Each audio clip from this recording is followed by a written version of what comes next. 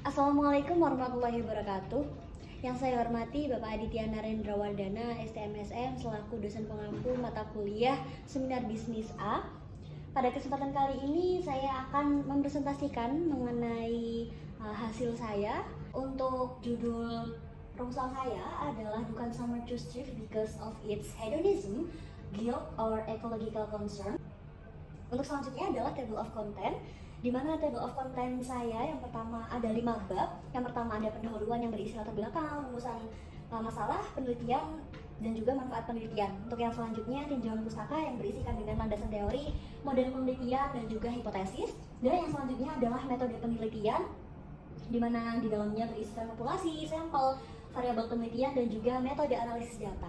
Untuk yang selanjutnya pada bab 4 ada hasil dari pembahasan yang berisi dengan gambaran umum objek penelitian, karakteristik responden, deskripsi hasil penelitian, hasil pengujian analisis model, pengujian hipotesis, dan juga pembahasan deskripsi hipotesis. Yang selanjutnya adalah di bab 5 terdapat kesimpulan dan juga saran. Yang selanjutnya adalah pendahuluan. Dalam latar belakang ini saya cantumkan yang pertama adalah tentang fast fashion, di mana fenomena fast fashion adalah mendorong pembelian berulang dan membuang produk lama. Jadi karena adanya fast fashion ternyata membuat 2/3 tekstil itu dibuang, yang menyebabkan pencemaran dan juga masalah lingkungan lainnya. Dan kemudian ternyata pembuangan tersebut, seperti yang saya katakan tadi, dapat menimbulkan masalah lingkungan maupun kesehatan. Nah, dari fenomena fast fashion tersebut itu ternyata membuat perasaan guilt dan juga ecological concern, atau guilt ya, perasaan bersalah ketika seseorang itu membeli fast fashion, dan juga seseorang itu akan menyadari bahwa fast fashion tersebut akan membahayakan, seperti itu ya, itu namanya ecological concern. Nah, kemudian yang selanjutnya saya menyinggung masalah thrifting, di mana thrifting ini dijadikan sebagai salah satu upaya penanggulangan limbah fashion ya. Kemudian saya cantumkan ini jumlah impor baju bekas kuartal 3 2021 dan juga 2022, sumbernya dari Katadata, bahwa impor baju bekas itu naik tajam seperti yang bisa dilihat. Kemudian selanjutnya dari data tersebut ternyata ditemukan juga fenomena bahwa semakin banyaknya demand thrift itu kan akan menyebabkan harganya itu semakin mahal. Nah, ternyata hal itu tidak menurunkan minat beli masyarakat. Nah, kemudian konsumen dapat disimpulkan ya bahwa sebenarnya konsumen ini memiliki kepuasan tersendiri dalam melakukan aktivitas thrifting atau hedonisme ini. Nah, fakta lain itu terdapat seseorang yang menghentikan aktivitas thrifting dikarenakan harga yang semakin melonjak.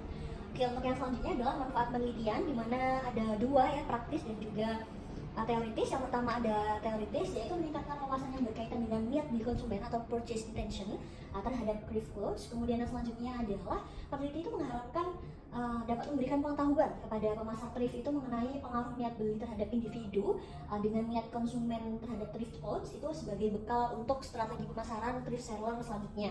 Yang selanjutnya adalah rumusan masalah saya, ada 4. Yang pertama adalah apakah hedonism itu berpengaruh positif terhadap purchase intention thrift fashion pada kalangan Gen Z Jawa Timur. Maksudnya di sini Jawa Timur adalah event yang saya teliti atau populasi saya tadi. Kemudian guilt dan juga ecological concern itu berpengaruh terhadap purchase intention, dan juga purchase intention berpengaruh positif terhadap actual purchase pada kalangan Gen Z Jawa Timur atau pada populasi Jatim Thrift Expo tadi. Nah, selanjutnya adalah tinjauan pustaka. Saya cantumkan di sini ada 6 tinjauan pustaka. Yang pertama ada thrifting menurutnya Belkis dan juga Jupriani. Kemudian hedonism, yaitu segala sesuatu yang dilakukan atas dasar kesenangan, seperti itu. Kemudian guilt adalah rasa bersalah yang dialami seseorang ketika setelah membeli fast fashion. Dan selanjutnya adalah ecological concern, atau seseorang itu sadar bahwa lingkungannya itu akan terancam jika fast fashion akan dilakukan terus-menerus. Nah, selanjutnya adalah purchase intention. Purchase intention adalah niat beli. Seseorang ketika memiliki niat membeli, kalau misalnya actual purchase itu seseorang ketika benar-benar melakukan suatu pembelian, seperti itu. Nah, selanjutnya adalah model penelitian, di mana model penelitian saya ada 4 hipotesis.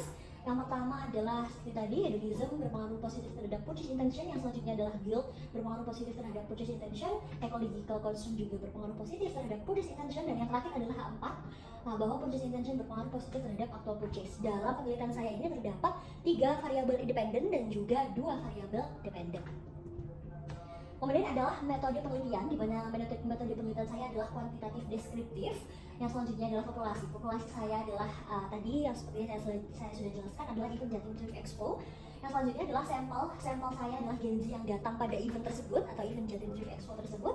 Yang selanjutnya adalah data penelitian. Data penelitian ini saya menggunakan data primer di mana kuesioner sebagai instrumen penelitian. Yang selanjutnya adalah teknik analisis data. Untuk teknik analisis data ini saya menggunakan SEM atau Structural Equation Model. Nah, yang selanjutnya adalah hasil dan juga pembahasan. Untuk karakteristik responden, sebenarnya saya mengumpulkan 298 responden, namun ada beberapa yang tidak sesuai, seperti usia yang tidak termasuk dalam usia Gen Z, kemudian datanya itu terlalu homogen seperti itu, maka saya melakukan uji outlier dan menghasilkan kuesioner yang dapat dianalisis sebanyak 273. Yang selanjutnya adalah karakteristik usia, di mana karakteristik usia dimulai dari 14 tahun dengan frekuensi 1, dan yang terakhir adalah diakhiri dengan usia 28 tahun dengan frekuensi 1, yang jumlahnya adalah sesuai dengan tadi 273. Kemudian yang selanjutnya adalah karakteristik asal, di mana karakteristik asal ini terdapat beberapa kota yang mengunjungi Jatim Thrift Expo tersebut dengan karakteristik paling banyak adalah Surabaya ya, 171 frekuensinya dengan persentase 62,6%, dan disusul dengan kota-kota di sebelah lainnya seperti itu, di sekitarnya. Nah, untuk yang selanjutnya adalah saya melakukan pengujian validitas konvergen atau hasil outer loading. Saya melakukan uji outer modelnya terlebih dahulu. Nah, ternyata memang dalam AV ini kan harus 0,7, memang di atas harus 0,5, mohon maaf.